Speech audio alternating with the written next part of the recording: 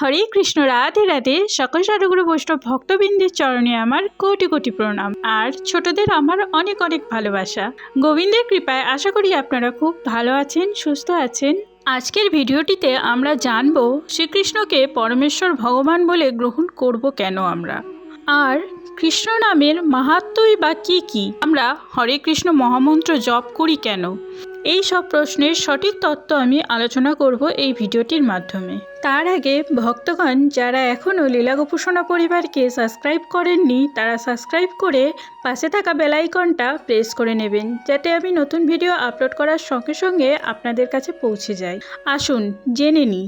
সমস্ত বৈদিক শাস্ত্রে শ্রীকৃষ্ণকে ভগবান বলে প্রতিপন্ন করা হয়েছে। যেমন শ্রীমদ্ ভাগবতে বলা হয়েছে, এতে চাংশ কলহ পুংসঃ কৃষ্ণস্তু ভগবান স্বয়ং ইন্দ্রাণি ব্যাকুলং লোকং মুরয়ন্তি যুগে যুগে। অর্থাৎ পূর্বে উল্লেখিত এই সমস্ত অবতারেরা হচ্ছেন ভগবানের অংশ অথবা কলা অবতার, কিন্তু শ্রীকৃষ্ণ হচ্ছেন পরমেশ্বর ভগবান স্বয়ং। যখন নাস্তিকদের অত্যাচার বেড়ে যায়, তখন আস্তিকদের রক্ষা করার জন্য ভগবান এই ধরাধামে অবতীর্ণ হন। ব্রহ্মসংহিতায় বলা হয়েছে, ঈশ্বরঃ পরমঃ কৃষ্ণঃ সচ্চিদানন্দ বিগ্রহ অনাদিরাদি গোবিন্দ সর্বকারণ কারণম। এবং শ্রীমদ্ ভগবদ্গীতায় বলা হয়েছে, সর্বধর্মান পরিত্যাজ্য মাম একম শরণম ব্রজ অহং তং সর্বপাপেভ্যো মোক্ষয়িষ্যামি মা শুচঃ।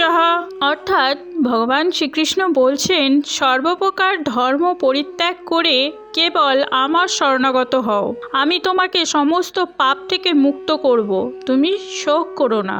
কৃষ্ণ নামের মাহাত্ম্য কী কী, এবং আমরা হরে কৃষ্ণ মহামন্ত্র জপ করি কেন।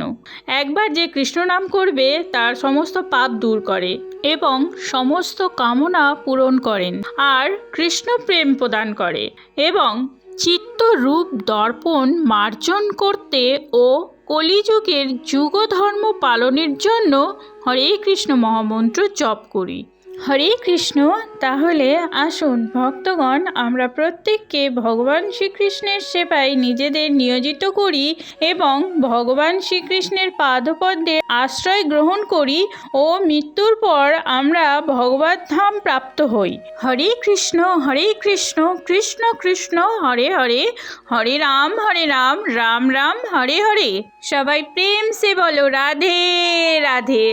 আপনারা ভালো থাকবেন, সুস্থ থাকবেন। হরে কৃষ্ণ, রাধে রাধে।